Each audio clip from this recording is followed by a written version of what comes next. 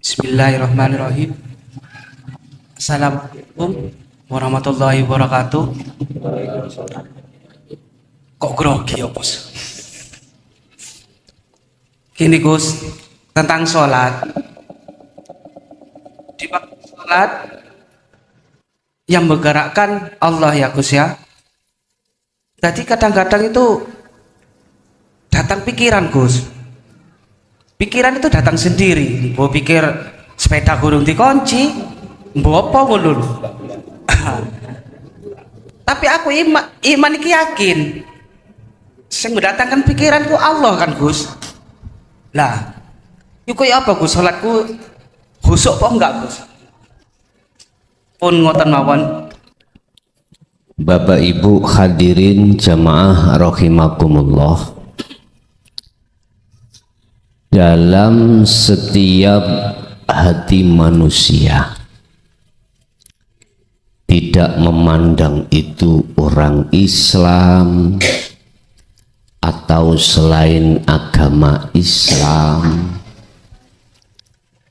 tidak memandang etnis atau agama, setiap diri manusia itu Allah meletakkan satu lentera. Lentera itu lampu, dan lampu ini ada yang menyala, ada yang tidak menyala. Lampu yang menyala berarti disebut lampu yang hidup. Lampu yang tidak menyala berarti lampu ini mati. Laksana ruangan tatkala sekakelnya itu tidak di-on-kan, maka lampunya tidak menyala. Kalau tidak menyala, maka tidak akan ada cahaya. Kalau tidak ada cahaya, berarti ruangannya gelap. Ini walaupun anak SD paham. Cuman yang dimaksud ruangan itu adalah hati. Hati. Terus apa yang dimaksud cahaya dan apa yang dimaksud lentera, dan itu datangnya dari mana? Dari mana? Bapak Ibu hadirin rahimakumullah. Yang dimaksud lampu adalah agama. Agama. Yes. Saya ulang, yang dimaksud lampu adalah agama. Yang dimaksud cahaya di sini adalah nur makrifat atau iman. Yang dimaksud ruangan adalah hati. Tatkala lampu ini tidak didatangkan cahaya, otomatis hati kita gelap. Yang dimaksud gelap di sini gelap pada Tuhannya. Tidak tahu. Walaupun Tuhan itu dekat, bahkan lebih dekat daripada urat nadi, miturut umat Islam, Allah tidak nyata. Idza sa'alaka tatkalani ketika saat bertanya ka terhadap dirimu Muhammad, siapa yang bertanya? Ibadi, hambaku, kata Allah. Fa inni qoribun, Muhammad, jikalau hambaku bertanya tentang diriku di mana, maka jawablah, sesungguhnya saya ini sangatlah dekat. Nah, bagi hati yang lenteranya, lampunya tidak menyala, sampai kapanpun tidak akan tahu kalau di depan kita itu Allah, di belakang, di kiri dan di kanan, di atas, di bawah, di dalam, di luar kita tidak tahu kalau di situ ada Allah. Otomatis, Pak. Oleh sebab banyak umat lampunya hati itu tidak menyala, maka bukalah dalam surah Ibrahim ayat yang pertama. Ini menarik.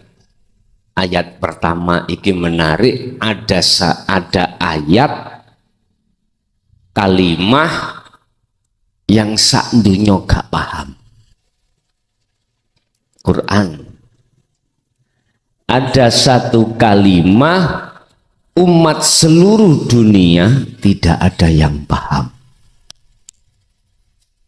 kecuali yang tahu artinya itu hanyalah Allah. Surat nomor tadi? Surat Ibrahim ayat 1. Alif Lam Ra. Coba sampai buka ning tafsir nopo mawon. Jawabane mek ngeten. Al muraduhu, arti yang tahu tentang itu, illa billah, illallah, kecuali Allah. Hanya itu. Al muradu bihi illallah. Sampai pada si tafsir nopo mawon sing terkenal, tafsir Jalalain, tafsir Ibnu Katsir, tafsir Mundir, tafsir Munir, semua itu berkata itu. Karena apa? Karena ini salah satu ayat yang bersifatkan al-mutasyabihah. Ayat al-mutasabbihah itu diterangkan oleh Allah di dalam surat Ali Imran ayat 7. Wa ma ya'lamu ta'wilahu illallah. Ayat yang bersifatkan mutasyabihat itu, yang tahu takwilannya, artinya hanya Allah. Kecuali ayat muhakamah itu jelas. Barang siapa yang mengikuti ayat-ayat yang bersifatkan mutasyabihat dan keakuannya masih ada, akuannya makhluk, maka sesatlah dia. Pun sebelum kami urai ini, saya mohon maaf barangkali banyak ulama yang menengarai saya mengada-ngada. Ndak. Karena yang tahu itu Allah. Cuman saya mencoba untuk memahamkan tentang ini. Alif, di situ ada huruf alif dan huruf lam dan huruf ro.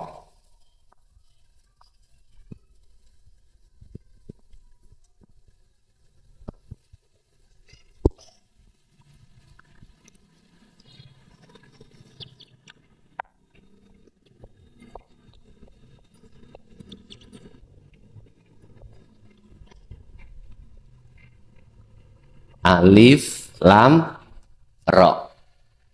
Kalau digabung berarti alif, lam, ro. Ngeten nggih?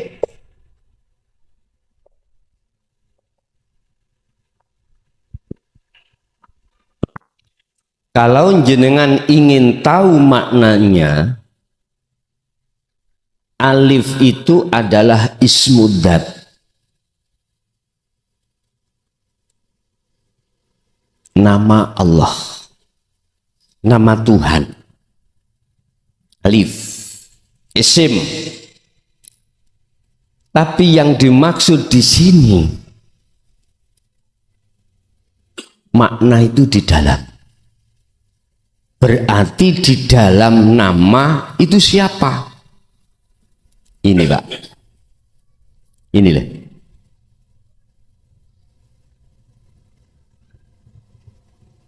Orang Islam mengatakan innallaha huwa rabbi wa rabbukum. Allah. Tapi bukan nama lo ya. Tulisannya memang nama. Tulisannya nama. Tapi yang dimaksud al-mutasabbihah ini takwilannya adalah ismudzat, adalah wujudnya Allah. Satu. Terus lam, al-latif, sifat, sifatnya Allah. Al-latif, halus. Katanya angin ini halus, masih lebih halus lagi. Katanya air itu halus, lebih halus lagi. Al-latif, halus.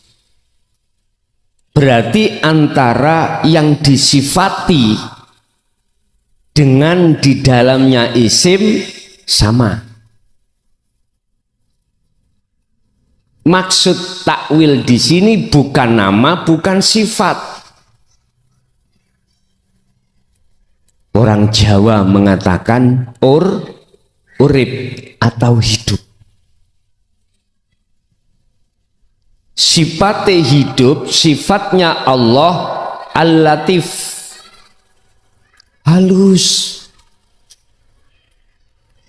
Saking halusnya basariah kita tidak bisa melihat, nggak bisa. Katanya angin ini halus, masih halus lagi. Jadi maksudnya bukan lamnya, tapi maksudnya bukan lam atau bukan sifat, tapi di dalamnya. Ar-Rauf, sang penolong. Sifatnya Allah itu adalah penolong. Manusia sak jagat iki, kalau tidak ditolong Allah lewat Rahman-Nya, kita tidak akan bisa makan, kita tidak akan bisa melihat, mendengar, berucap, atau bergerak. Dan bukan rohnya yang dimaksud, bukan sifatnya penolong yang dimaksud, tapi subjeknya. Isim fa'ilnya, sang pelaku, berarti hidup.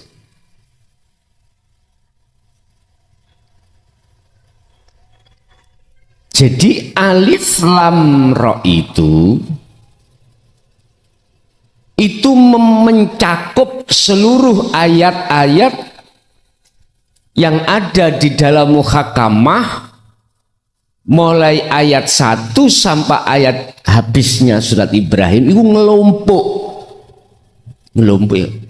ngelompok itu apa? Kumpul jadi satu di dalam alif lam ra. Nah itu loh Pak ada di dalam diri jenengan. Huruf hijaiyah alif sampai ya itu ada di dalam diri jenengan. Ini saya bahas 1 bulan 1 kali tentang huruf hijaiyah.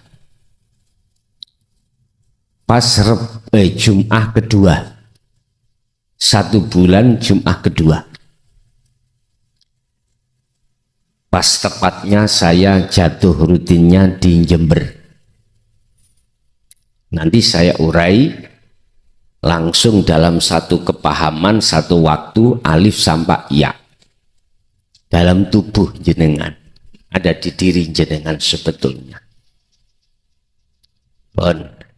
Termasuk isi di dalam alif lam ra adalah iku kitab. Kitab.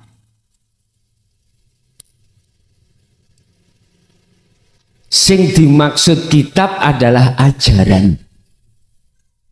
Ajaran. Mulai dari kitab Al-Quran, kitab Injil, kitab Taurat, kitab Zabur. Sebetulnya itu sama. Inti maksud daripada wahyu Allah itu sama.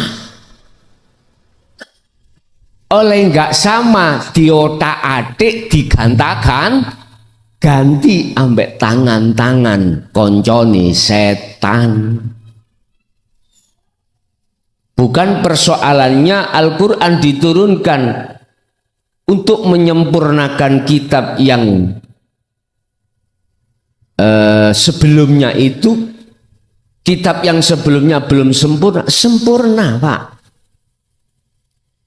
Oleh karena didatangkan Al-Quran maka asbabun nuzuli karena kitab Injil, kitab Taurat, kitab Zabur, mohon maaf nggih mpun sampak tersinggung jenengan karena telah dikotori oleh tangan-tangan koncone setan. Sehingga ayat per ayat makhluk syahidnya atau substansinya dibengkokkan. Gak usah jauh-jauh Pak. Sudah sejak dulu ada gerakan bagaimana Quran ini diubah. Maksudnya yang diubah adalah maksudnya. Otomatis kalimahnya juga nanti dipelesetkan. Nah sedangkan al-mutasyabihah ini adalah Allah jaga. Sering kami utarakan Al-Quranul Qadim. Ini enggak ada yang bisa merubah. Enggak ada yang bisa merubah nih. Karena terjaga oleh Allah sendiri. Iku kitabun kitab anzalnahu kang nurunake sapa ingsun Allahu ing kitab ilaika maring sira Muhammad. Maksudnya ini, kitab itu adalah firman Allah, wahyu Allah yang diturunkan di dalam hati sampeyan yang sifatnya adalah melepaskan ruhaniyah kita dari belenggunya hawa nafsu. Itu loh maksudnya kitab dari sisi alif lam ra.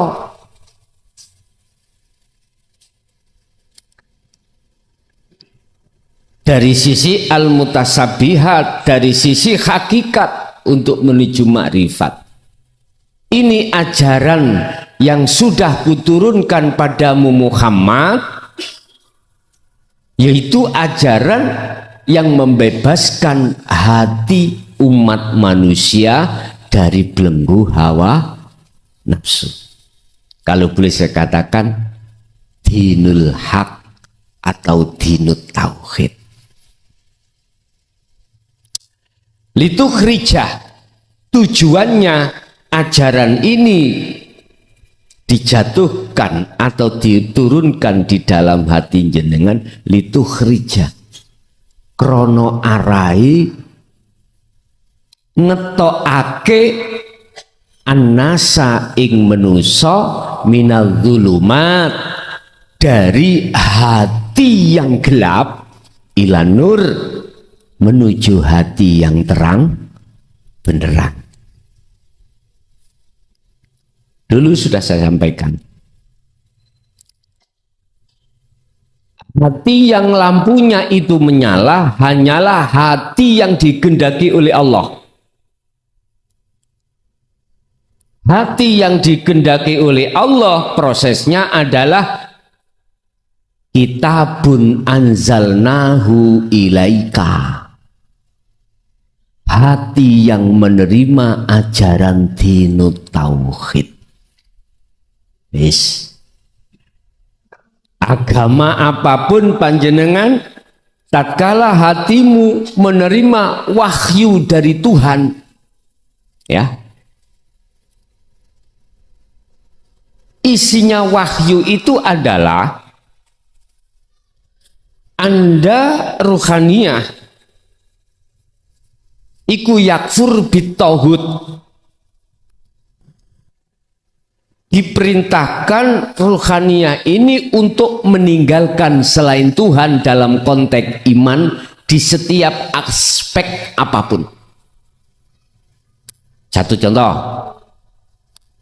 jenengan tumindak datang pergi dari rumah masing-masing ke tempat sini. Hati sampean itu diperintahkan Allah untuk tinggalkan iman, yang iman ini merasa meyakini bisanya datang karena kita sendiri, karena sepeda, karena mobil, karena pokoknya karena kita. Itu disuruh ninggalkan iman seperti itu. Setelah itu wa yu'min billah, diperintahkan untuk beriman bisanya datang sampai di sini hanya karena Allah. Yang Allah ada pada diri Anda, karena Allah itulah maka Allah bertajali terhadap Anda sehingga Anda bisa datang sampai ke sini. Bahasa surat Al-Isra itu ini, subhanalladzi asra bi abdihi, dialah Tuhan kang maha suci yang memperjalankan hambanya di waktu malam. Lah, jenengan harus beriman di situ. Lah, inilah isinya kitab. Isinya kitab itu cuman satu, Pak. Mengajak hati jenengan, ruh, untuk menghadap dan beriman pada Tuhan, bukan pada yang lain. Makanya Allah dalam satu ayat dawuh, wa ma khalaqtul jinna wal insa illa liya'budun, kecuali tak kongkon nyembah, tak kongkon iman, tak kongkon madep. Hanya itu. Urusan kita kerja lah jasad, Pak. Urusan kita itu makan jasad. Urusan kita menikmati kesenangan dunia itu jasad. Ruh atau hati kita harus menghadap bersaksi, beriman, semua itu adalah Allah, Tuhan yang Maha Esa. Bila mana ini sudah Anda terima, maka inilah salah satu hamba yang dikehendaki oleh Allah. Otomatis Allah juga akan membimbing hati jenengan bagaimana caranya mempraktekkan isi di dalam kitab itu. Pasti jenengan dipahamkan, Mbak. Akhirnya muncullah keterangan dzikir rasa. Lagi muncullah keterangan la ilaha illa anta yang disebut adzikru bisiril asrar. Akhirnya muncul rasa atau iman. Wis, iki diasah, dipraktekke. Dzikir su'aul basyirah, dzikir rasa, dzikir iman ini dipraktekke di segala sudut aktivitas yang berlaku dalam diri Anda masing-masing. Apa tadi? Illa liya'budu. Hanya menghadap terhadap Allah. Sekalipun jasad sampean iku kerja, apapun bentuk kerjaan Anda, hati tetap diperintahkan menghadap.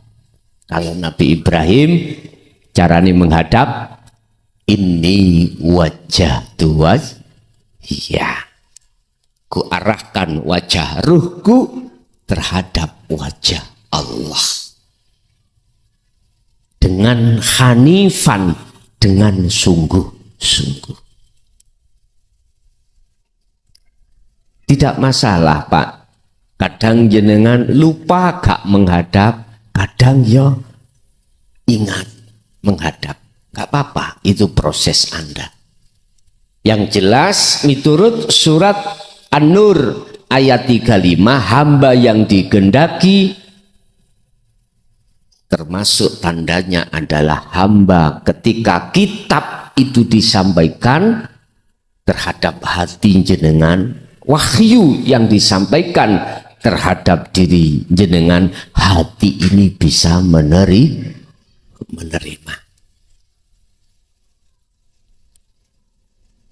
Sebab mohon maaf, wahyu ini siapa Anda, apapun agama Anda, tanpa terkecuali, kalau mau menerima, pasti, buatan insya Allah, pasti hatimu akan damai. Hatimu akan damai. Walaupun secara fisik kita itu dalam kondisi kolap. Ekonomi, jari wong Jawa, rok-rok asem. Tahu rok-rok asem, Pak? Sekarang bisa kerja, besok nggak bisa kerja.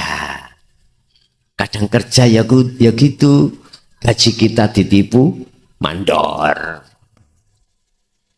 Rok-rok asem. Sedangkan anak istri kita menunggu. Ya kalau PNS mati pun masih digaji. Lalu pensiunan. Allah ya karim. Siapapun yang mau menerima hatinya dengan kitab ini dan mengamalkan isi daripada kitab, pasti hati jenengan tatmainnul qulub, anteng. Artinya gak mudah khawatir, gak mudah gelisah, gak mudah goncang. Melihat sampai di mana volume zikir jenengan kali kula itu.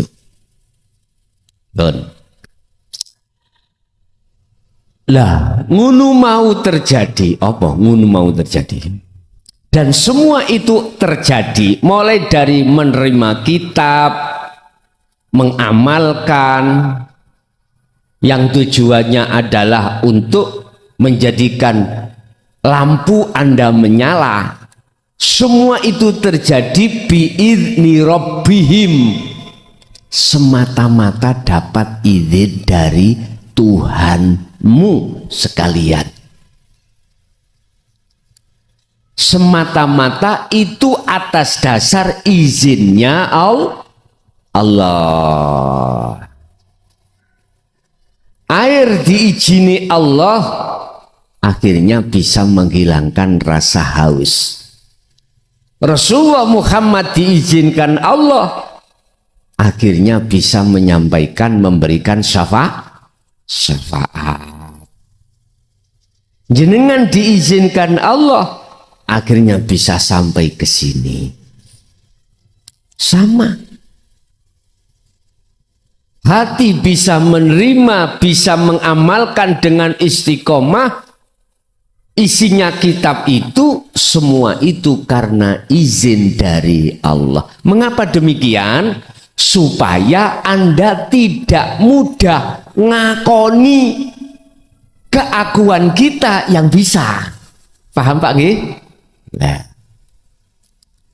Allah mengizinkan hal itu dalam rangka ila siratil aziz al-hamid, supaya Anda itu berjalan menuju dan bertemu Allah. Sifatnya al-aziz, yang perkasa, al-hamid, yang terpuji. Bapak Ibu hadirin jamaah rahimakumullah. Sekarang jenengan wis paham isine kitab. Sampean wis paham, tur ya wis merasakan wahyu Allah itu jatuh di dalam hati jenengan. Langkah selanjutnya sekarang adalah bagaimana cara Anda untuk mengamalkannya di setiap saat dan waktu. Tadi saya katakan, inti wahyu Allah adalah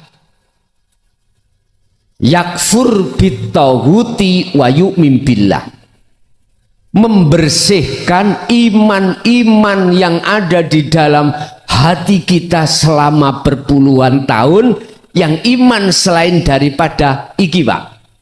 Sampeyan tinggal sedikit. Iman yang selain ini. Kula mboten saged nyebut ya. Mboten saged, saya tidak bisa menyebut. Bukan udara ya. Bukan oksigen, bukan. Orang Islam menyebut Allah. Orang Nasrani menyebut Allah. Wong Jawa nyebut Gusti Allah. Wong Jawa dulu Gusti Allah lah. Sekarang wong Hindu nyebut apa? Terserah. Pokoknya ini.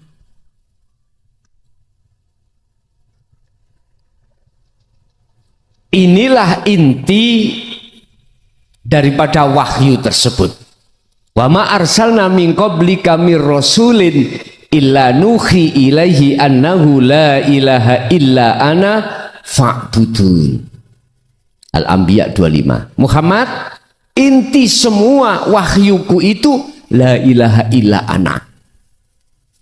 Tidak ada Tuhan yang wajib disembah kecuali aku.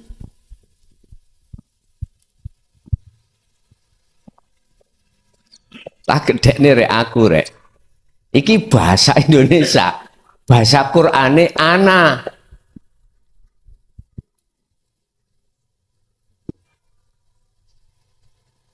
Jenengan wis senior ya. Lah di dalam diri manusia itu ananya ada dua macam. Ini kalau sudah berlaku wahyu itu, ya dah, sebelum dan sesudahnya. Akhirnya aku itu ada dua. Satu, dalam diri manusia itu ada aku taholli,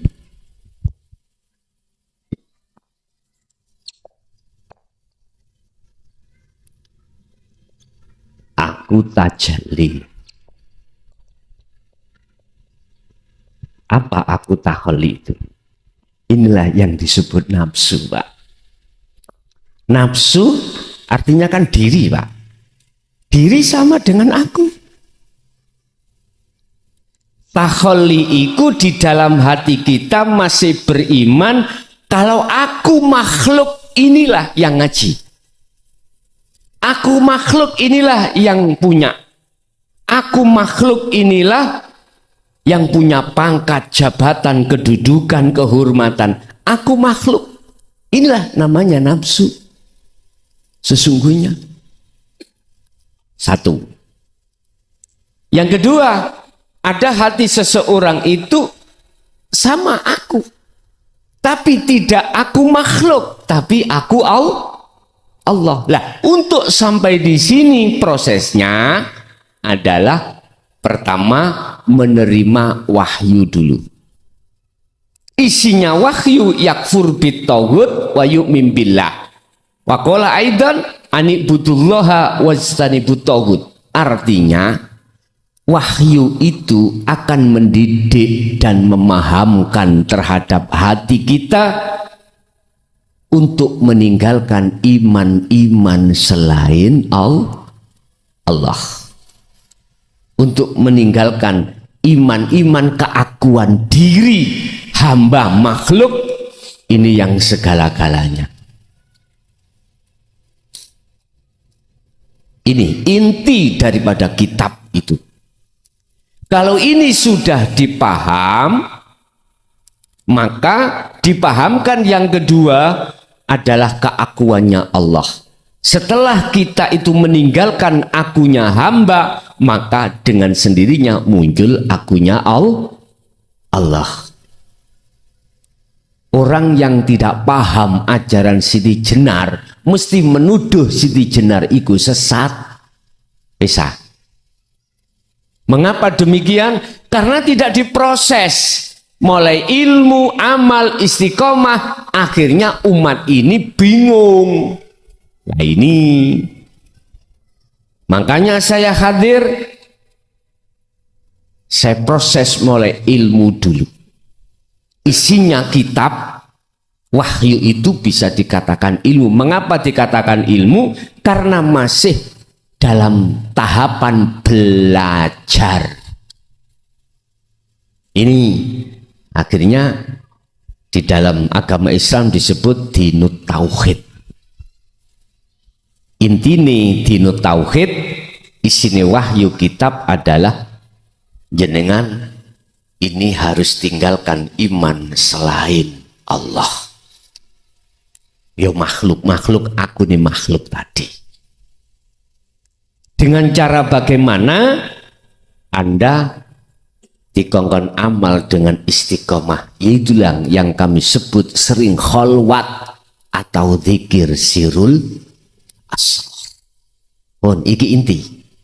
Ana dijawabane tutuk mulai nisar ya sesuk Ramadan kanggo pemula-pemula ya.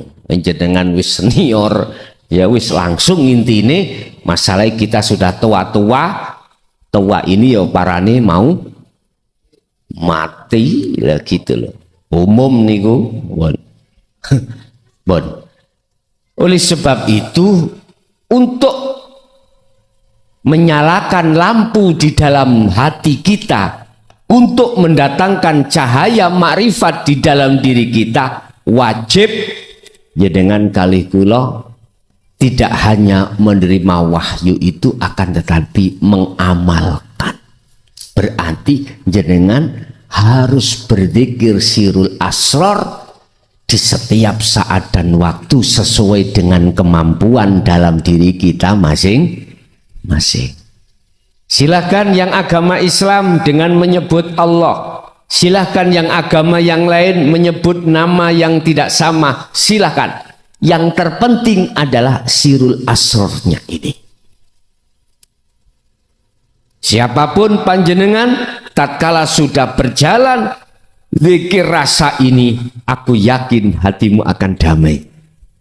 Gak mudah khawatir dengan kondisi apapun, gak mudah jenengan gelisah dengan kondisi apapun yang dihadapkan Tuhan terhadap kita. Karena apa? Cahaya ma'rifatmu itu sudah menyala, otomatis miturut ayat ini minadz-zulumati ilan nur, meninggalkan kegelapan, berarti iman aku makhluk mau hilang, ilan nur, menuju terang benerang, berarti akunya Allah. Sehingga inti wahyu Rasulullah yang dikasihkan Allah terakhir adalah fa'budu, ajaan umatmu untuk menyembah aku. Artinya apa? Umatmu ajaan bagaimana cara untuk memunculkan iman di dalam dirinya itu akunya Allah. Tapi gak usah dikeluarkan secara lisan loh Pak ya. Di segala hal tempat jangan. Nanti akan menjadi bingung-bingung orang yang selama ini bingung. Ya. Masa sih? Aku Allah rokokan, mosok ngoten nak mboten toh? Lah mboten toh? Aja nanti geger. Cukup dalam hati aja iman itu. Bon. Lah semua itu terjadi mulai wahyu dikehendaki dalam hati seseorang yang dikehendaki dan mengamalkan, mempraktekkan, tujuannya adalah untuk mengeluarkan hati yang gelap menuju hati yang terang benderang. Dalam rangka itu untuk bertemu Allah, semua itu atas dasar bi'izni rabbihim, karena dapat izin dari Allah. Walaupun sudah dapat izin dari Allah, tapi jenengan tidak boleh mengimani bahwasanya jenengan isok piyambak, makhluk piyambak, enggak.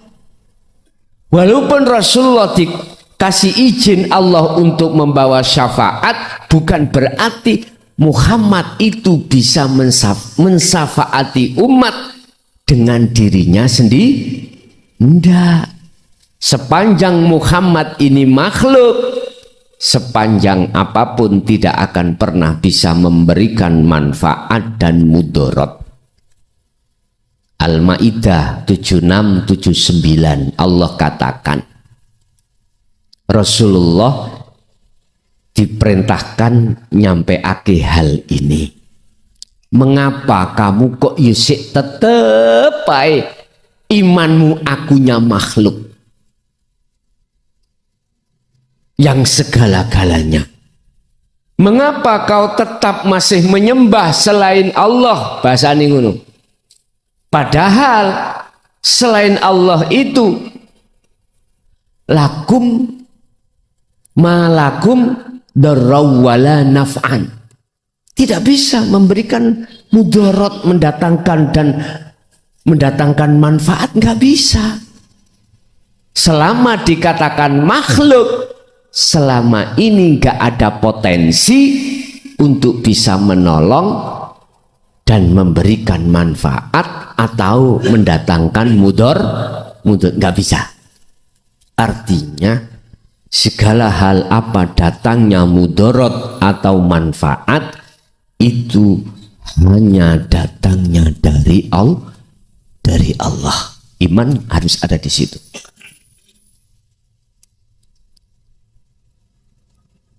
Jadi wahyu itu yang ku maksud wahyu secara hakikat itu jatuhnya di hati jenengan. Nek bahasa lesan saya iki syariate mawon. Allah ngizini saya untuk menyampaikan wahyu ini. Aslinya jatuhnya pada hati sampean piyambak. Makanya di situ ada dua kelompok. Pertama, kelompok minoritas, mereka adalah wa minhum man hadallah. Satu kelompok minoritas itu menerima hidayah Allah. Tapi yang satu wa minhum man haqqat minadh-dhalalah, bersikukuh mayoritas itu menolak. Dan ini mulai zaman Rasul siapapun, Pak, sampai Kanjeng Nabi. Tetap minoritas itu yang menerima hidayah, mayoritas yang menolak. Bapak Ibu hadirin jamaah rahimakumullah, sampai Allah bersabda dalam satu ayat, qad khasyiral ladzina kadzabu biliqa'illah, sungguh sengsara orang-orang yang mendustakan atas pertemuan terhadap Allah. Nggak mau bertemu Allah. Karena apa? Karena kadung seneng hatinya bertemu dengan kesenangan kehidupan dunia, padahal itu jatuhnya di jasmani. Lah mengapa rohani ikut-ikut? Persoalannya karena hanya ini, Pak. Mereka menolak itu karena itu tadi, hanya memikirkan tentang kenikmatan kehidupan dunia. Tetapi wal akhiratu khairu wa abqa, tentang ruhaniyah, pertemuan terhadap Allah tidak dipikirkan. Sehingga sing sugih tambah sugih, ngaten. Sing duweni jabatan terus pengen tambah ningkat. Mari dadi kades pengen dadi bupati. Mari dadi bupati pengen dadi gubernur. Mari dadi gubernur dadi presiden. Wis, engko nek wis ana kuno, kalau sudah ada di situ, hati ini berkata nafsu, nek isok dadi terus sampai bongko. Nek isok. Loh, hati loh, Pak. Siapapun kita manusiawi ya. Pengennya tahu terus. Tapi di sela-sela ketika kita menjabat, apa yang dia khawatirkan? Jatuh. Ini. Entah jatuh iku di demo, entah jatuh iku ketangkep karena korupsi, mohon maaf, entah jatuh iku isdet. Gak iso tenang, Pak. Karena hati belum kenal dan bertemu Tuhannya. Ada di situ. Oleh sebab itu, satu ayat lagi Allah katakan, qad aflahal mu'minuna alladzina hum fi sholatihim khashi'un. Sungguh beruntung bagi orang-orang yang ketika beraktivitas apapun, termasuk sholat, ini disebut orang mukmin, dia bertemu Allah. Akhirnya disebut khosyi'un, itulah bertemu. Padahal ya dengan waktu makan ya bisa bertemu, waktu minum, waktu kerja, waktu apapun bisa bertemu, karena Allah tidak jauh. Gak hanya lewat sholat 5 waktu aja, tetapi seluruh aktivitas bernilai menyembah kepada Allah Subhanahu wa ta'ala. Kesimpulan ayat ini adalah, wahyu kalau sudah turun di dalam hati jenengan, tandanya Anda menerima inti daripada wahyu. Harus tinggalkan iman selain iki, selain apa? Selain akunya Allah, termasuk akunya diri kita, makhluk, akunya diri makhluk yang lainnya, tinggalkan. muncul dengan sendirinya akunya Allah. Itulah gelap menuju terang dengan cara asah terus zikir sirul asrar. Bapak Ibu hadirin jamaah rahimakumullah, itu inti daripada wahyu yang sudah jenengan terima. Walaupun jenengan tidak paham tentang masalah ilmu tauhid yang tidak bisa dibatasi, intinya aja PMP, pendidikan moral Pancasila. Kepanjangan PMP adalah pendidikan moral Pancasila. Sampai paham PMP, wis gak usah pendidikan moral Pancasila, gak apa-apa. Inti menyembah pada Allah jenengan paham lewat sirul asrar, walaupun yang lainnya wahyu-wahyu makola-makola sing lembut-lembut yang kita tidak paham. Mohon maaf, pertimbangan umur, langsung aja jenengan trapno dzikir sirul asrar. Masalahnya kita masyarakat ini jarang yang bisa baca Quran, jarang yang bisa ngerti hukum, ya kasawet. Langsung aja, apa aktivitas yang terjadi pada diri jenengan setiap saat dan waktu, tolong hatimu harus beriman, hanya Allah lah yang berhak melakukan semuanya, bukan makhluk. Lah kelihatannya seperti makhluk, itu sebetulnya Allah bertajalli, Allah mengizini ada di dalam dirimu, sehingga seakan-akan dirimu bisa kerja, bisa gini dan gitu. Itu sebetulnya, Bapak Ibu hadirin jamaah rahimakumullah, sebuah pengumuman aja bahwasanya untuk sasi Maret, ketepatan itu Ramadan, di seluruh pengajian rutin di luar sementara break pas sasi Ramadan, karena saya fokus untuk memberi dasaran tauhid bagi pemula di pondok Jaya Baru sana. Makanya jenengan barangkali ada waktu kok umpama jenengan iki pingin tahu dasarnya, misalkan dasar-dasar tauhid, itu saya gelar 1 hari sebelum sasi Ramadan. Besok puasa berarti malam ini saya mulai. Urusan jenengan bermukim monggo, nek bermukim berarti segala aktivitas, segala fasilitas yang berkenaan dengan buka sahur saya yang nanggung. Artinya saya itu Allah, ngoten lho. Allah yang menanggung. Ngono ae kok digawe masalah. Seket tak omongno tauhid ene wis. Jadi Allah yang menanggung, ngono lho. Ngomong saya yang menanggung kok gak oleh, saya Allah. Oke, nanti gak usah bingung sampean ya, gak usah mikiri, fokus memahami ngajine, fokus kholwati.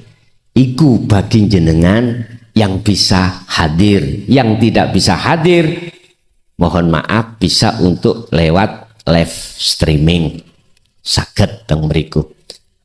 Masalah kholwat dimanapun boleh, tidak harus di pondok, di WC lo boleh. Di WC lo boleh kholwat. Mohon maaf, iki bertentangan loh nih. Wes, kholwat iku apa sih? Nyepekno ati sangka sakliyane Gusti dalam konteks iman atas segala hal, aktivitas apapun. Itu loh kholwat. Nyepekno atimu sangka sakliyane Allah dalam segala hal apapun tentang iman. Contoh, jenengan dahar, nggak boleh ati mbak iki meyakini bisanya dahar karena dirinya sendiri. Jangan. semua harus karena Allah. Lah ikilah kholwat namanya. Jangan diartikan kholwat seperti dulu Pak, ditinggal anak bojo, penggawean, kerjaan ditinggal, mlebu guwa topo ning jero kamar dhewe sendiri, mengasingkan diri dari masyarakat. Dulu memang pengertiane ngoten. Nah sekarang diluaskan, tidak hanya itu, Anda di tengah ramai pun bisa hatimu berkholwat. Apa yang dibaca? Cukup dzikir sirul asr. Mau mudah sekali Pak saniki. Wis tane atimu gak ayem, mohon maaf, nggawa telek teplokno raiku. Estu saya berani mengatakan ini adalah hukum pasti. Ala bidzikrillahi tatmainnul qulub. Allah yang bersabda dalam Al-Quran, dan Quran itu hukum yang tertinggi Pak, bukan makalah ini, bukan as-sunnah, bukan, tapi Al-Quran. Tergantung jenengan memaknai zikir itu yang bagaimana. Umpama sampai maknai zikir la ilaha illallah puluhan ribu, kan duit ya mesti susah. Wis ta takdir gak enak teko ngamuk-ngamuk bantengi metu. Wis ta oke, kita naikkan zikir siri, ningati ngucap Allah Allah Allah tau terus. Nggih, dulur-dulur sing wonten thariqah, kula namung bertanya, hatimu wis damai ya kira-kira? Mboten saged. Keterak gak enak ya susah. Wis, terserah jenengan memaknai zikir yang bagaimana. Lah, maksud daripada Allah berfirman bidzikrillahi tatmainnul qulub, zikir yang bisa menjadikan hatimu damai, tentram, ini yang bagaimana? Itulah Pak, kalau boleh saya berkomentar, itulah yang disebut adzikru bisiril asrar. Lungguhe ana rasa, gak ngucap, ngimani. Coba sampean rasa, sampean imani, baru ketemu. Sebab zikir itu terjemahannya adalah iling. Yang dimaksud iling, hati sadar dengan rasa, dengan iman, bahwasanya segala apapun yang terjadi, yang melakukan hanyalah Allah. Ya itu zikir yang dimaksud itu di situ Pak. Ini kami proses, cek jenengan boten bingung, cek gak mudah nyalah no. Nek langsung sampean sing dimaksud dzikir iku dudu Allah, itu kebiak wong sampean. Ini loh. Lah kita proses mulai awal Pak. Klasik kita ning syariat dzikir ya la ilaha illallah. Lah ngoten nggih. Klasik kita ning thariqah ya Allah Allah, ning ati disebut khofi atau dzikir sirri. Kelas ning hakikat ya meneng pun la ilaha illa anta iku meneng, apalagi ning makrifat wis 1000 diam. Jadi ningali kelasnya masing-masing, ya ojo gampang nyalahno. Wes percuma awakmu dzikir ning syariat tok. Ojo ngono. Wong kita dulu ya seperti itu. Jadi butuh proses. Hanya satu permohonanku terhadap Allah, terhadap seluruh umat, sing prosesi ada di kelas 1, mandar sebelum mati sudah sampai kelas 4. Hanya itu, tentang dzikir itu.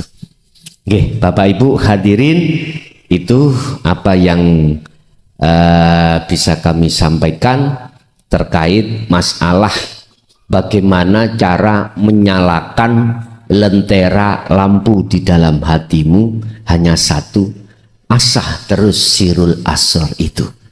baru di situ akan dengan sendirinya dinyalakan Allah lampu makrifat, cahaya makrifat itu. Nggih, masuk pada sesi tanya jawab dan dialog. Barangkali ada yang perlu ditanyakan, monggo kami persilakan. Assalamualaikum warahmatullahi wabarakatuh. Saya Sauda. Gus, saya ini seorang istri yang menurut saya suami saya ini tidak bahasanya saya ini tidak nurut gitu loh, sering melanggar. Nah itu bagaimana sikap saya, karena yang bekerja itu saya, Gus, gitu. Itu pertanyaannya saya. Sampun? Kerja saya terapi, Gus. Nggih. Jadi kadang pulangnya itu malam, tapi ya ada kecurigaan suami. Karena dasari cemburu, ngoten nggih. Nggih. Sampun. Sampun. Nyun sewu. Kalau pikir nggak ada orang sak jagat iku kelangan bojo. Lah ngoten nggih. Sama orang istri ya gak ingin suaminya hilang. Lah ngoten nggih. Suami bertindak cemburu itu wajar miturut sifat basariah. Karena dia tidak mau kehilangan panjenengan. Akhirnya curiga apa maneh tengah malam lagi pulang. Ya ngeten mawon. Mas nek jenengan curiga yo terke aku. Terke kula sampai tunggoi sambak mari ngaten. Iku langkah, tapi bukan pertanyaan. Jenengan oleh bantah tadi kan merasa diri jenengan yang bekerja. Sumbernya kan dari situ. Padahal miturut Al-Quran ar-rijalu qawwamuna 'alan nisa. Wong lanang suami dalam arti di sini adalah sebagai pemimpin dalam rumah tangga. Mimpin garwane, mimpin anaknya. Berarti tanggung jawab. Kalau kita seorang suami berani untuk menikahi anak si A, si B, si C miturut hukum syariat. Syariat loh nggih. Wajib suami iku siap untuk ngingoni. Nah ngaten nggih. Siap untuk memberikan nafkah terhadap si istri dan anak. Di dalam syariat diatur apa hak suami, apa hak istri. Anda di situ. Tapi salah satu di antara berjuta-juta keluarga, ada di antara itu yang kerja itu istri. Mengapa demikian? Mungkin kula nggih mboten suudon. Tenagane gak payu. Ijazah gak duwe, gak punya. Mau daftar nang pabrik, ijazahnya mana? Lah sekarang kan gitu. Macam-macam. Mau daftar PNS yo gak iso. Mau kerja yang berat kuli bangunan gak mampu. Akhirnya istrinya yang usaha, termasuk jenengan iki terapi. Atas pertanyaan jenengan bantahku iku salah nopo mboten. Lah ngoten nggih? Pun. Apapun alasannya, kalau dihadapkan hukum syariat tetap salah. tetap salah. Syariat lho nggih. Dan jenengan sebetulnya gak berkewajiban untuk kerja. Yang wajib itu adalah suami. Sekarang alasannya apa suami gak bisa kerja? Macam-macam. Stroke, sakit, ya, atau nek males gak jadi alasan nih.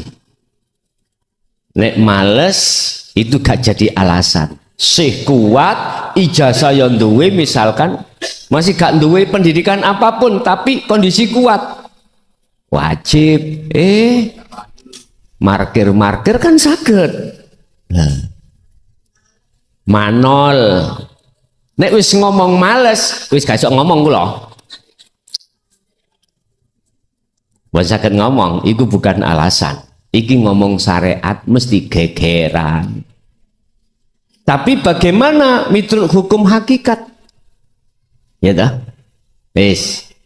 Bagi hati yang sudah khudur, sudah menerima wahyu Allah tadi dan mengamalkan, mboten saged protes. Mboten saged Pak kita protes karena apa? Khairihi wa syarihi minallah. Makhluk isae bergerak apapun gerakane iku semata-mata sing gerakne Gusti jenengan kali kula niku sifate koyok patung la haula walaku. Akhirnya kita nggak boleh ngaku-ngaku sing kerja aku. Mboten angsal. Aku makhluk mboten angsal. Jenengan harus beriman yang hati sing kerja aku, dalam hati akunya Allah. Dengan proses jenengan bisa nih berangkat nerapi karena Allah. Coba Allah tidak ada di dalam dan diri jenengan, mboten saged tumindak nopo-nopo. Saya bicara bukan karena suami malas lho Pak nggih. Karena stroke tah apa alasan secara syar'i diperbolehkan lah, kecuali nek males. Males ini kaslan itu yang penyakit lah memang. Loh, justru jenengan nek purun gerak sehat tambahan. Nek mboten purun gerak dilu ae ngelumpuk penyakitnya. Makanya sing setruk-setruk ojo turut tok. Wis mlayu wae. Paling tidak lah jogging toh Pak ya. Jogging.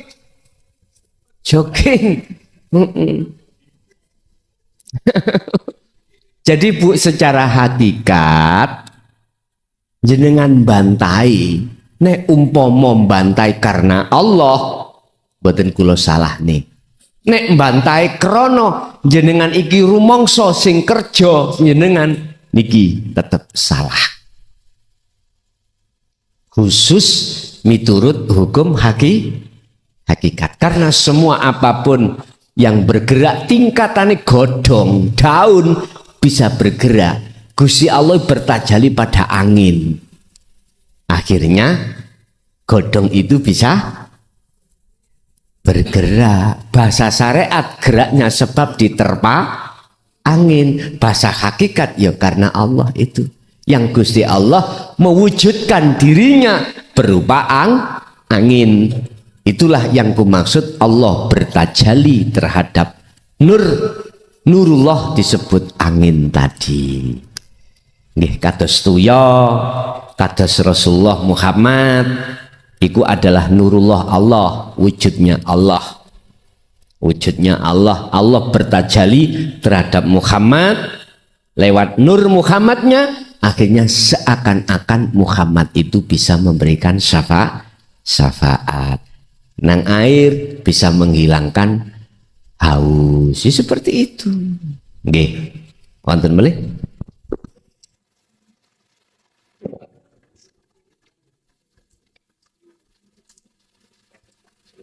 Assalamualaikum warahmatullahi wabarakatuh. Saya mau tanya Gus, pada saatnya kita sholat 5 waktu, aku sebagai hamba menyembah Allah atau aku bersatu dengan Allah, Gus? Gitu, Gus, yang saya tanyakan. Assalamualaikum warahmatullahi wabarakatuh. Assalamualaikum warahmatullahi wabarakatuh. Saat aku sholat, apakah saya statusnya sebagai hamba, sebagai menyembah, ataukah saya harus sebagai yang disembah? Mohon jawabane kula proses cek mboten muring-muring tetangga kita. Ngeten, Pak. Mengapa di situ ada usolli fardol maghribi, niat aku sholat. Aku pertama adalah aku hamba. Ini proses lho, Pak. Proses dulu. Aku hamba sebagai makhluk menghadap kepadamu ya Allah. Kan masih ada dua. Masih ada dua. Ada yang menghadap, ada yang dihadap. Yang menghadap otomatis disebut makhluk. Bahasa Toriko salik ketika suluk. Loh, proses ini belum berhenti, Pak. Ini proses miturut syariat. Disuruh untuk merasa mengimani kita sebagai hamba mau menghadap kepada Allah. Seiring berjalannya waktu jenengan ini wajib melepaskan keakuannya hamba ketika jenengan ini sudah masuk di dalam ranah sholat. Artinya apa? Sebelum akunya Allah muncul, makom musyahadah itu ada makom namanya muraqabah. Makom proses di mana jenengan iki sudah tidak beriman datangnya sholat ini dari dirinya, tapi masih ada datangnya perkara ini, hati sampean beriman datangnya dari Allah, sehingga bahasanya aku bisa berdiri karena didirikan oleh Allah. Ini masih ada dua, tapi sudah muraqabah.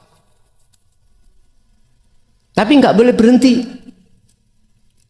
Harus jenengan iki dalam hati jenengan mencapai makrifat. Apa makrifatnya?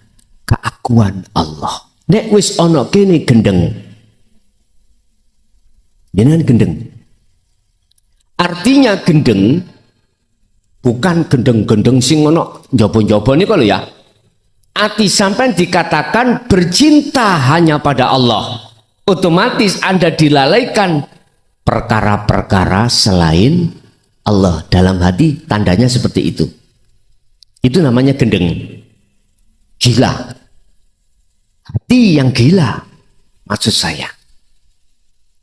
Bapak Ibu, proses ini tidak semudah kita membalikkan telapak tangan. Butuh biriyadati wal adhkar. Butuh jenengan iki prihatin. Artinya terus menerus, gak langsung sak naliko iku jebret bisa, ndak. Ada prosesnya, Pak. Wal adhkar, terus jenengan iki memegang teguh tali Allah, dzikir itu. Urusan nanti kalau jenengan wis diposisikan di dalam musyahadah, urusan berapa rakaat, mohon maaf, bukan urusan jenengan. Subuh misalnya 2 rakaat, bisa jadi ini menjadi 4 rakaat. Wis jangan dipikir. Hukume wong lali iku dos pundi? Rapopo.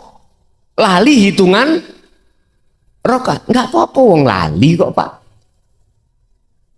Hukume wong lali selain Allah iku rapopo.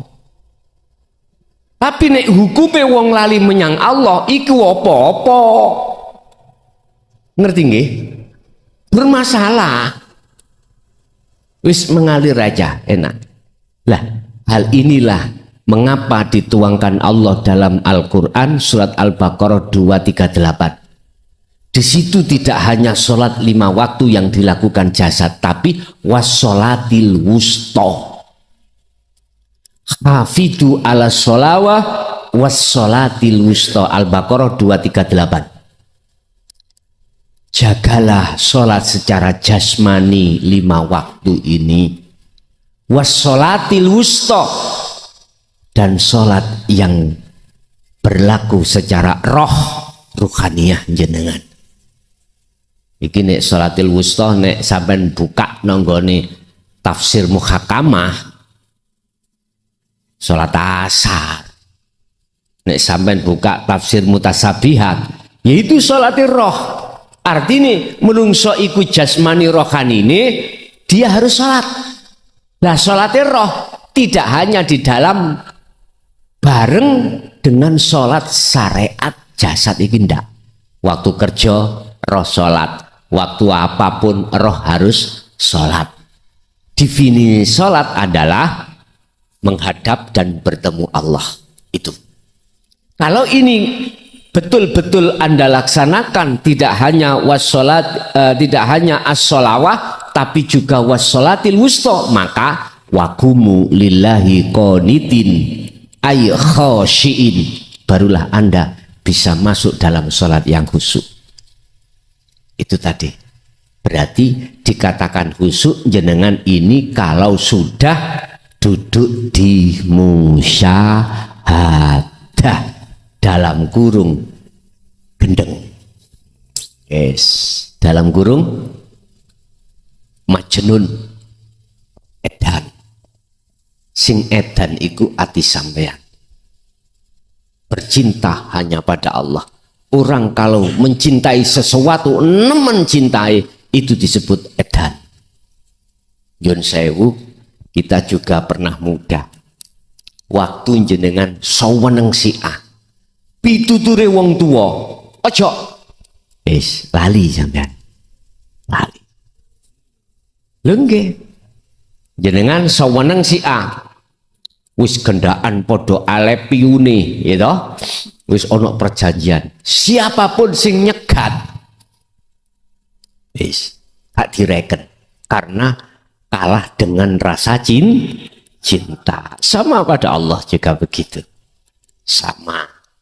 Masih kuwi dikandani wong sing apal Quran sesat iku, Anda gak akan pernah tahu, Anda tidak akan pernah ngelayani.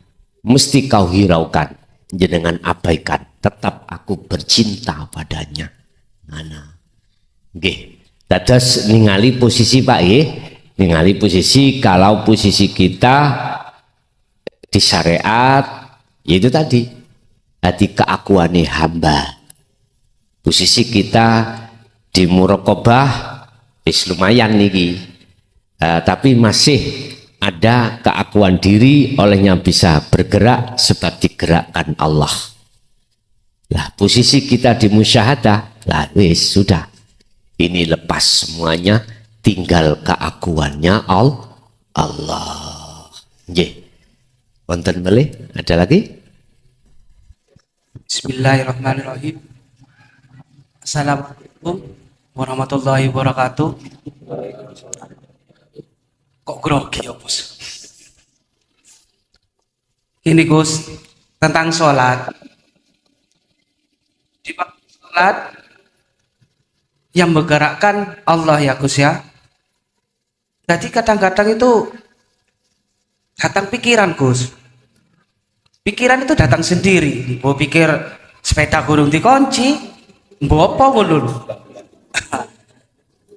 Tapi aku iman iki yakin. Sing mendatangkan pikiranku Allah kan Gus. Lah, iku ya apa Gus? Salatku khusuk apa enggak Gus?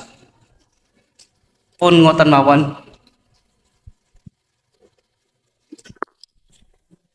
Kita sudah beriman dan meyakini bahwasanya semua itu karena Allah dalam hati. Lah ngaten nggih? Oke. Ndelalah pikir aku mikir kunci. Walillahil masyriqu wal maghrib. Kalau hati sampean itu sudah berkeyakinan bahwasanya semua makhluk apapun, mulai jagat timur sampai jagat barat, yang menggerakkan Allah, maka ketika jenengan sholat kok pikirane eling kunci, mesti ati jawab sing ngelingno kunci ya sapa? Mesti ngoten. Nek jenengan estu betul-betul dalam hati, kalau beriman semua itu Allah loh ya, pasti langsung hati sampean iku koneksi datang Allah. Kadang-kadang gini loh Pak, kita jadi imam masjid, di masjid apalagi Jumat, anak kecil kan banyak, wis di mana-mana anak kecil mesti ngerumpi, rawame di belakang.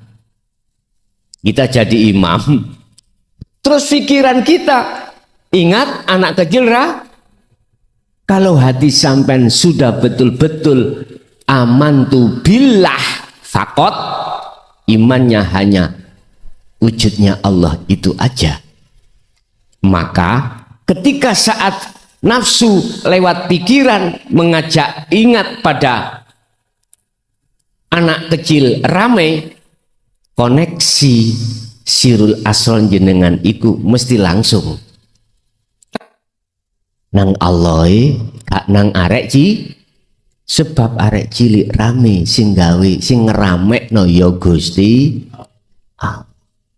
Nek seperti ini betul, itulah khusyuk, berarti ditaruh khawasul khawas, sehingga dalam diri jenengan sudah tidak mengakui apa timbulnya gerak itu dari diri jenengan, nggak akan pernah mengakui timbulnya gerak semuanya karena sumbernya dari Allah ini.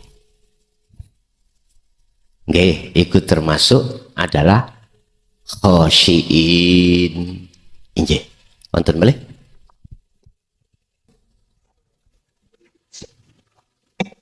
Assalamualaikum warahmatullahi wabarakatuh. Pertanyaannya saya masih seputar masalah keakuan. Ini yang membuat saya sempat terganjal ini, pada saat sholat itu saya ingin menghilangkan keakuan saya sebagai makhluk, itu kadang terganjal oleh bacaan dalam sholat, terutama pada saat duduk di antara dua sujud yang Robbik Firli itu kan isinya banyak permintaan kayak doa-doa gitu Gus. Mohon penjelasannya Gus. Assalamualaikum warahmatullahi wabarakatuh. Wabarakatuh. Imbangkanlah hukum dohir dengan batin, hukum syariat dengan hakikat, hukum jasmani dengan rohani. Artinya apa? Jasmani jenengan membaca Rabbi firli warhamni wajiburni lan sak terusé, tapi dalam hati jenengan harus bertajali. Ini caranya. Berarti hukum syariat jadi hakikat nuju makrifat. Sebab kemarin kami bahas akhirat itu hanya sak jangka ambek dunya iki. Mboten lawama jauh mboten. Satu jangka. Bagi siapa satu jangka akhirat ini? Ya bagi hati yang sudah terbiasa melakukan tindakan tajalli pada Allah. Apa sih tajalli? Menetapkan keakuannya Allah. Jadi secara syariat, secara hamba tetap membaca Rabbi firli lan sak piturute. Tapi hati sampean harus duduk di tajalli. Menetapkan semua apa yang terjadi ini punya Allah. Baru mangke saged sinkron. Tapi aku yakin jenengan sik bingung. Semua sik bingung. Masya Allah iku Rabbi firli. Jaluk sepuro. Gusti Allah njak sepuro nang Gusti. Iku lak perlu Gusti Allah loro iku. Tetap syariate berjalan Rabbi firli warhamni lan sak piturute. Tapi hati jenengan harus menetapkan keakuannya Allah. Sama dengan anak ndungakno wong tua niki lho Pak. Hadiah Fatihah. Tujuan sampean kan supaya Gusti Allah ngapura sedaya kesalahane. Lah ngoten nggih. Terus menempatkan dalam rahmatnya. Lah, ketika saat syariat berjalan itu hati jenengan bertajalli. Tapi empun diartikan Gusti Allah njaluk Gusti Allah. Gusti Allah kan ahad, Pak. Tunggal, tidak ada yang lain. Ya iki disebut sifat jaiz. Dadine doa manglo dadi sifat jaiz. Apa jaiz? Wenang. Nek wis aku iku karep, ada yang bisa menghalangi.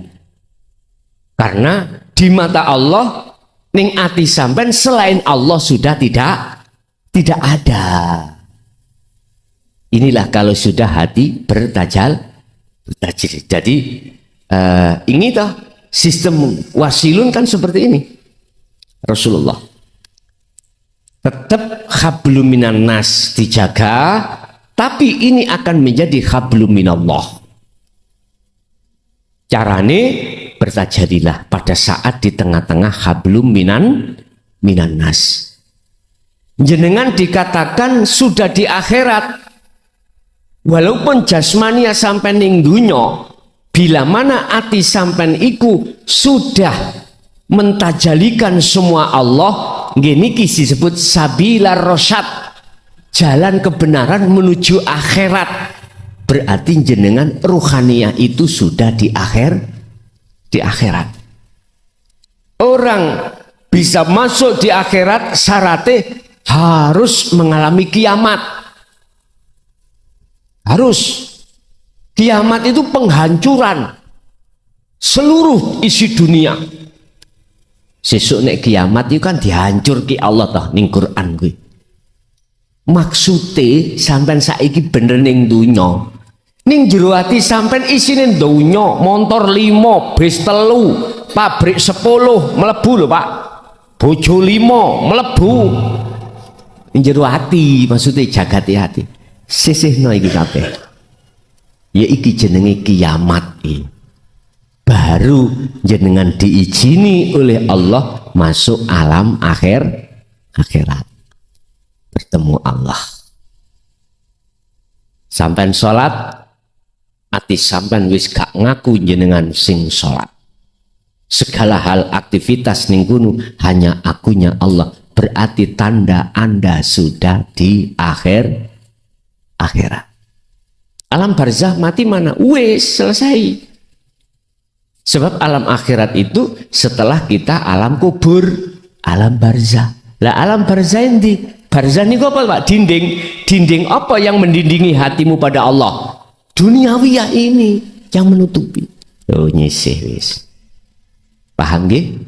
Nggih, wonten melih. Assalamualaikum warahmatullahi wabarakatuh. Waalaikumsalam warahmatullahi wabarakatuh. Gini Gus, ada anggapan bahwa Allah itu ada nun jauh di sana, katanya di Lauhul Mahfud. Ya.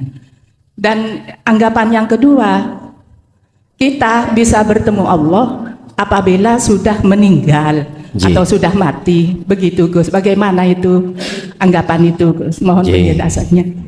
Assalamualaikum warahmatullahi wabarakatuh. Waalaikumsalam warahmatullahi wabarakatuh. Secara syariat yang dimaksud mati jasad ini sudah dikubur, iku mati secara kacamata syariat. Memang benar nanti bertemu Allah itu setelah kematian miturut kacamata dan pengertian syariat. Tapi kacamata hakikat bukan hanya itu. Al-maut yang disebut kematian adalah mematikan keakuan kita sebagai makhluk yang nyapo. Kaya, matikan rasa dirimu yang kaya. Alim, matikan rasa keakuanmu yang alim. Punya jabatan, kehormatan, matikan keakuanmu yang seperti itu. Barang siapa yang sudah mati keakuan diri, maka dia akan bertemu kepada Allah. Ini satu paralel dengan Allah katakan wa nahnu aqrabu ilaihi min hablil warid. Aku ini lebih dekat daripada urat nadi. Dekat. Menghadap nang aku. Berarti ketemu. Lah menghadap ini enggak usah menunggu kematian. Makanya jenengan sholat, apa sih tujuan sholat? Menghadap. Tujuannya menghadap bertemu. Tapi fakta di lapangan kebanyakan umat manusia nggak pernah ketemu. Melakukan sholat oke, tapi menghadap kepada yang disolati gak oke. Kebanyakan. Karena memang menolak wahyu sing kula maksud tadi. Ini Pak. Jadi kacamata hakikat yang dimaksud bertemu dalam kematian iku mematikan keakuan diri sebagai hamba. Mutu qoblal maut, matilah kau sebelum mati. Ini maksudnya ranahnya ada di situ bertemu Allah. Memang syarat kematian itu syarat harga mati bila mana hamba ini bisa bertemu Allah. Lah mati yang dimaksud adalah mematikan keakuan diri sebagai makhluk. Tergantung kita beraktivitas apa. Lepaskan keakuanmu dalam situ. Barulah itu nanti dikatakan bertemu. Nggih. Assalamualaikum warahmatullahi wabarakatuh. Kula beni Gus, selama saya mengikuti ajaran ilmu tauhid, saya mencoba untuk mengamalkan terutama kepada orang terdekat istri saya. Nah, padahal manusia ini kan statusnya kan kayak patung Gus. Di saat saya mengamalkan ke istri itu kadang dimengerti, kadang-kadang tidak. Padahal itu kan apakah itu dari Allah atau nafsu atau gimana menurut pandangan akad? Yang pertama, yang kedua, takwa menurut syar'i ini kan menjalankan perintahnya, menjauhi larangannya. Nah, padahal sebentar lagi kan mau mendekati bulan Ramadan. Umat Islam berlomba-lomba mendapatkan pahala atau ganjaran. Nah, itu dari segi hakikat, jikalau kita sudah memahaminya itu gimana Gus untuk carakan? Ngoten nggih. Nggih. Assalamualaikum warahmatullahi wabarakatuh. Waalaikumsalam warahmatullahi wabarakatuh. Ketika saat iman jenengan iku sudah ditaruh di ihsan. Iman ihsan iku kata Rasul anta budallaha ka'annaka taroh.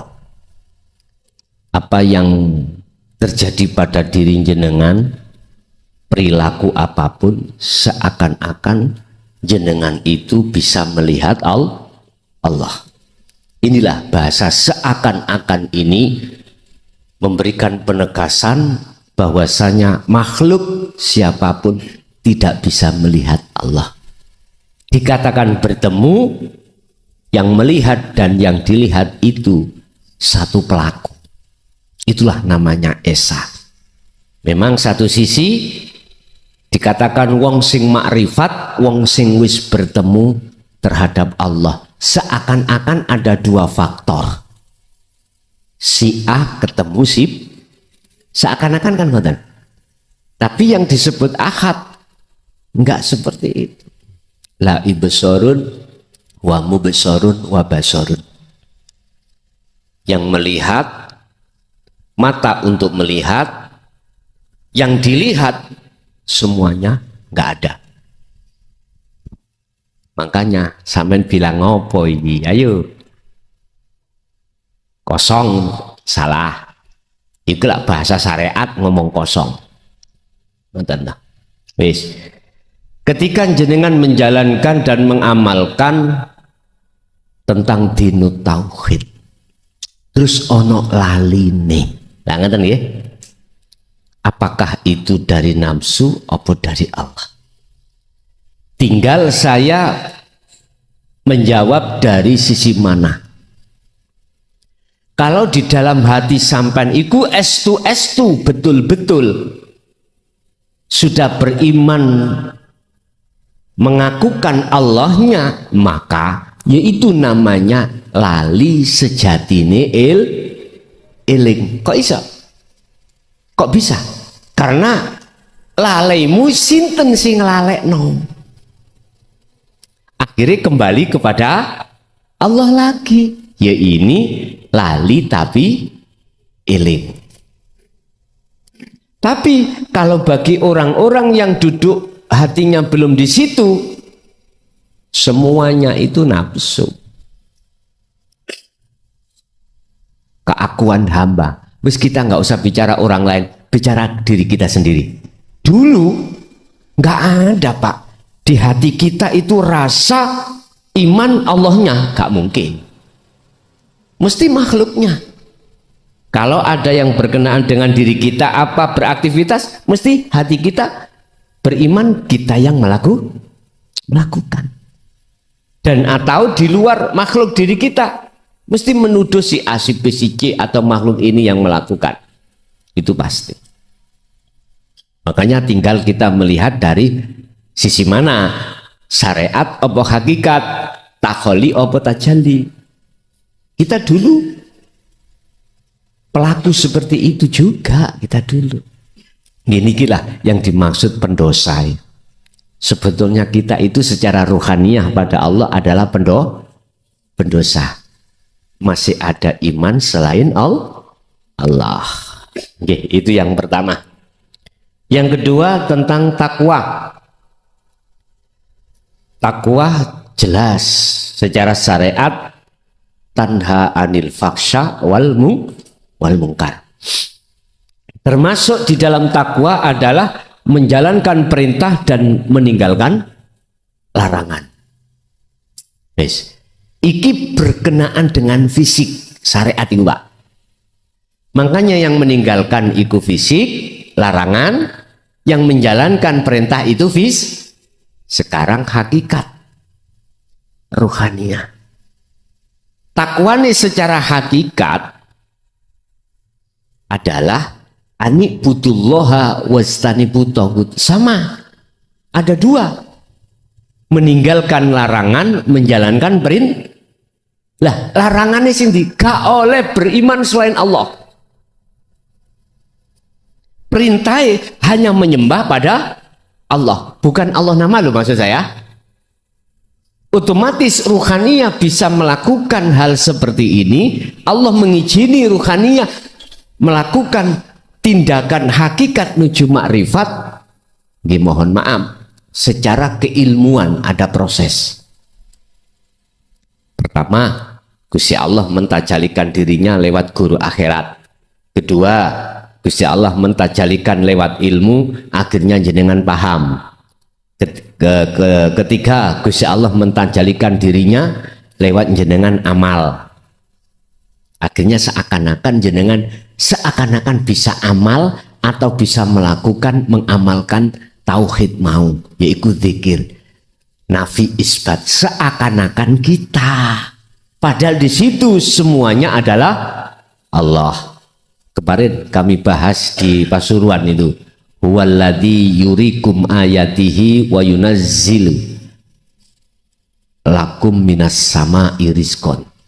Semua mulai awal sampai akhir sing gawe ngono kabeh iku Gusti, sing mahamno sampean ya Allah, sing buka ati sampean ya Allah, sing nyalakno lampu ya Allah, sing menafikan keakuan kita ya Allah, yang menetapkan keakuan Allah ya Allah, ya Allah.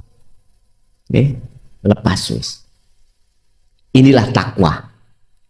Nah, terus bagaimana kita menghadapi sasi Ramadan digempor-gemporno takwa, pahala dan lain sebagainya. Wis Pak, iku hukum syariat ngono wis beno. Sing penting jenengan manakala melakukan syariat itu hakikatnya harus jenengan sertakan. Itu. Sebab jikalau ndak hubitat a'maluhum, ditolak oleh Allah karena kita belum masuk pada lillahi ta'ala. Karena Allah. Bukan karena kita, kekuatan yang ada diri kita, bukan. Di dalam masalah al-ubad dalam takwa, ahli ibadah dalam takwa itu ada 3 Pak. Olehnya menjalankan, ada yang kelas masih pingin dilihat orang. Kedua, sing dilihat orang sudah hilang. Sekarang tingkat yang kedua, masih krono pewei Allah berupa surga lan pahala. Tak takoki. Pahala surga iku makhluk apa kholik? Jelas makhluk lah. Nggih, silakan. Jenengan ada di kelas ini karena itu monggo. Karena kelas kita ada di situ. Yang ketiga, yang dimaksud lillahi ta'ala, tidak karena ingin dipuja orang, tidak karena ingin dimasukkan surga atau dikasih pahala. Disebut lillahi ta'ala itu adalah laksana apa yang dikatakan oleh Syekh Ibnu Athaillah dalam satu makolahnya, al-a'malu suwarun qaimatun wa arwahuha wujudu sirril ikhlas fiha. Amaliyah apapun itu koyok patung, sipate iku nggih njegideg gak ono manfaate. Gak percaya nang Mojokerto Desa Mejijong itu ada bunda tidur. Bunda tidur. Sampeyan tak nek sing wis suruh mara njaluk dhuwit. Mara nyun sewu njaluk supaya dislametne awakmu. Boten saged. Tapi amal ini bisa bermanfaat dan bergerak seakan-akan, bisa manfaati seakan-akan kudu ana rohe. Apa rohnya? Wa arwahuha wujudu sirril ikhlas fiha. Rohe amal iku ikhlas. Apa sih ikhlas iku rahasiane? Jenengan gak rumangsa sing ngelakoni. Keakuan diri kita itu sudah tidak ada yang melakukan, merasa meyakini kita yang melakukan tidak ada. Akhirnya muncul otomatis dalam hatimu keakuan Allah, koneksi langsung temeriku gini kilo ikhlas. Ora rumangsa melok duwe. Nek cara bahasaku lo sederhana, dadi tukang parkir nek kepingin ikhlas.